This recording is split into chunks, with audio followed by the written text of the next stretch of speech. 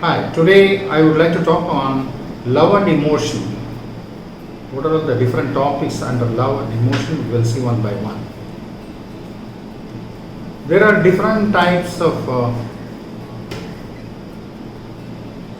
the category in love. That is, one is romance love. Romance is an emotional feeling of love for or a strong attraction towards another person, and the courtship behaviors undertaken by the individuals express those overall feelings and resultant emotions. This indicates the romantic love can be the founding of attraction between the two people.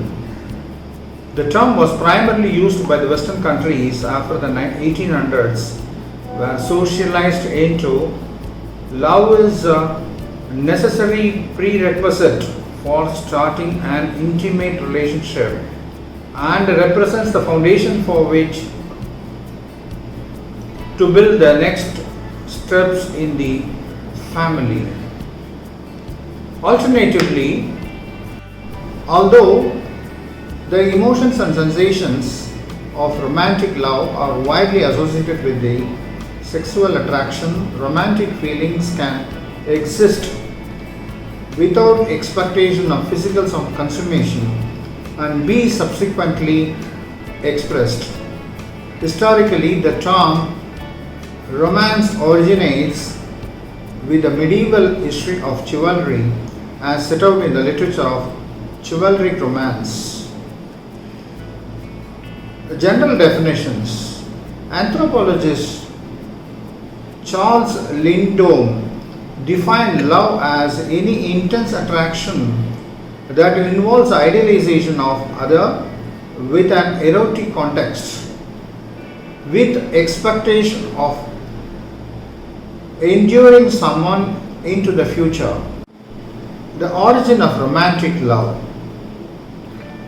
Boris Shipov hypothesizes that those psychological mechanisms that give use to limerence or romantic love between a man and woman as a product of the contradiction between their sexual desire and the morality of a magnanimous society, which impedes the realization of this attraction. Next, the popularization of love.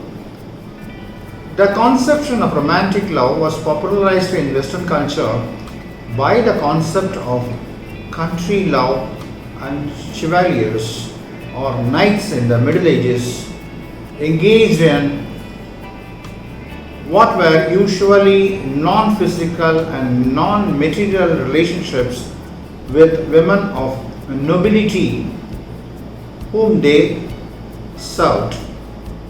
These relations were highly elaborate and ritualized in a complexity that was steeped in a framework of tradition which stemmed from the theories of etiquette, deprived of chivalry as a moral code of conduct. Next portion we will see the types. Romantic love is contrasted with the platonic love, which in all usage precludes sexual relations. Yet only in the modern usage does it take on a fully non-sexual sense, rather than the classical sense in which sexual drives are sublimated. Unequated love can be romantic in different ways: comic, tragic, or in the sense that sublimation itself is comparable to romance, where the spirituality of both art and equitarian ideals is combined with strong character and emotions. Unequated love is typically in the period of romanticism, but the term is distinct from any romance that might arise with it. Romantic love may also be classified according to two categories. The one is popular romance and or divine or spiritual romance. Now we will see what is popular romance.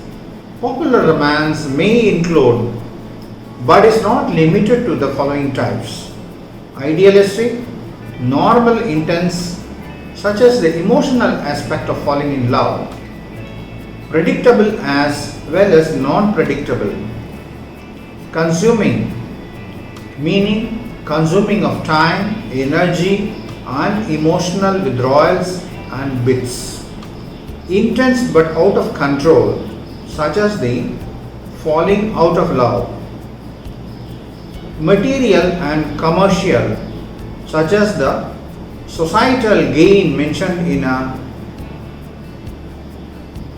physical and sexual, and finally grand and demonstrative. The next is divine or spiritual romance, which may include but is not limited to these following types: realistic as well as plausible and realistic, optimistic as well as pessimistic, depending upon the particular beliefs held by each person within the relationship. Abiding, for example, the theory and each person had a predetermined stance as agent of choice, such as choosing a husband or choosing a soulmate. Non-abiding, for example, the theory we do not choose our actions and therefore our romantic love involvement has been drawn from sources outside of ourselves.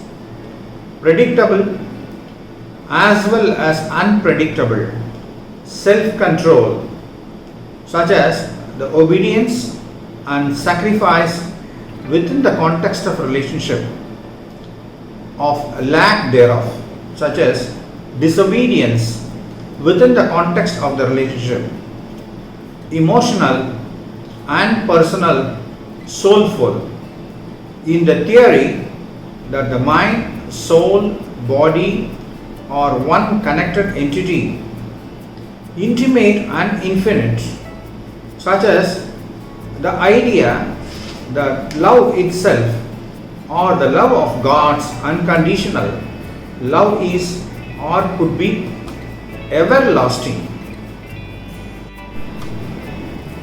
Next we are going to see the psychology. Many theorists attempt to analyze the process of romantic love. Anthropologist Helen Fisher, in her book Why We Love, uses brain scans to show that love is the product of a chemical reaction in the brain. Norepinephrine and dopamine, among the other brain chemicals, are responsible for the excitement and the bliss in humans as well as non-human animals. Fisher uses MRI to study the brain activity of a person in love, and she concludes that love is a natural drive as powerful as hunger. In this book, What Women Want, What Men Want, anthropologist John Dowdson takes the genetic basis of love one step further, identifying how the sexes are different in their predispositions. Townsend's compilation of various research projects conclude that men are susceptible to youth and beauty, whereas women are susceptible to status and security.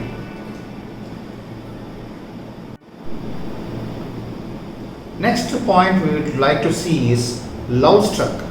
Being love struck means having mental and physical symptoms associated with falling in love. Love struck means to be hit by love. You are hit in your heart by the emotion of love. While historically love struck has been viewed as a short-lived mental illness brought on by the intense changes associated with the romantic love, this view has been out of favor since the humoral model was abandoned, and since the advent of modern scientific psychiatry. Next point we would like to deal with metaphors. The concept is associated with a set of metaphors attempting to convey the speed and intensity of falling in love by describing it as a physical process of falling or being struck. Alternatively, falling in love is often described with the reference to Cupid's arrow. Other sources, such as Tristram Shandy, describe the process by referring to the act of being shot with a gun. Next point is psychoanalysis. The 20th century saw the concept of love sickness reconceptualized as psychoanalysis. As early as 1915, Freud asked rhetorically, "Is it not what we meant by falling in love, a kind of sickness and craziness, an illusion, a blindness to what the loved person is really like?" Half a century later, in 1971, Hans Rowohlt took up the theme comparing being in analysis to the passions and conflicts, stirred up anew in the state of being in love, which from the point of view of ordinary order and emotional tenor and discipline in life feels like an illness with all its deliciousness and pain. Next topic I would like to discuss on emotion classification, the means by which one may distinguish or contrast one emotion and from another is a contested issue in emotion research and in affective science. Researchers have approached the classification of emotions from one or two fundamental viewpoints. The first viewpoint is that emotions are discrete and fundamentally different constructs. Number two, that emotions can be characterized on a dimensional basis in groupings. Next, we will see the lists of emotions. Human experience emotion with evidence used that they influence action, thoughts, and behavior. Emotions are categorized into various affects which correspond to the current situation. An affect is the range of feeling experienced. Both positive and negative emotions are needed in our daily lives. Many theories of emotion have been proposed with contrasting views. Basic emotions. William James in 1890 proposed four basic emotions. They are fear, grief, love, and rage based on the bodily involvement. Paul Ekman identified six basic emotions. They are angst, disgust, fear, happiness, sadness, and surprise. Wallace V. Friesen and Pobby C. Ellisworth worked with him on the same basic structure. The emotions can be linked to facial expressions.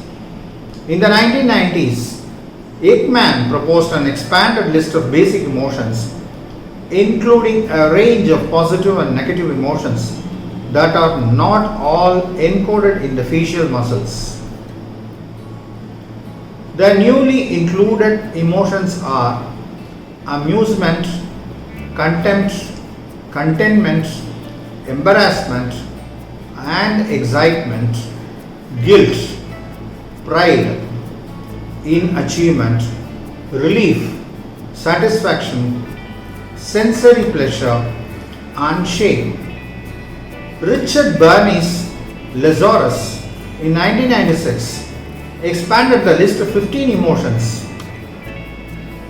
aesthetic appear experience, anger, anxiety, compression, depression, envy, fright, gratitude, guilt, happiness, hope, jealousy, love, pride, relief, sadness, and shame in the book Passion and Reason. Researchers in University of California, Berkeley identified 27 categories of emotion. What are they?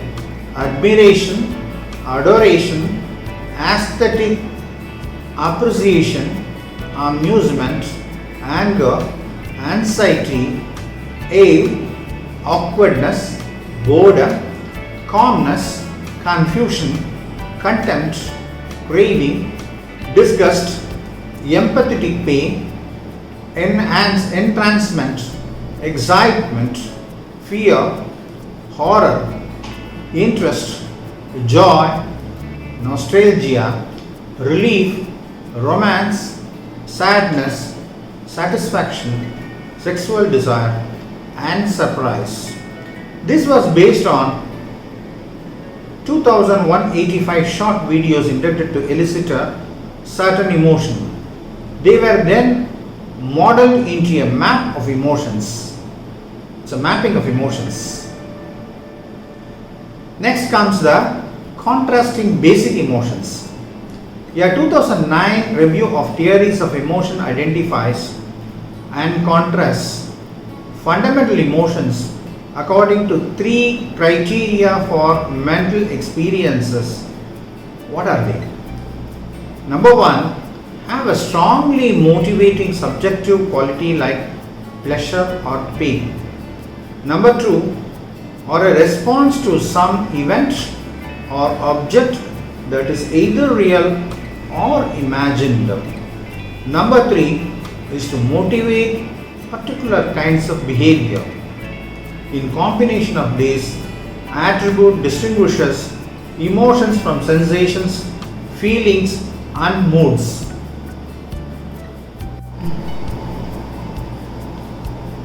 I do hope you have appreciated the subject of love and emotion right from historic days and to the latest one. And this has been a more of a mental nature and psychological effect on everyone's life. I do hope you like this video. If so, kindly mark a liking and share with your friends and pass on your comments and subscribe this video to get more such videos for viewing. Thank you.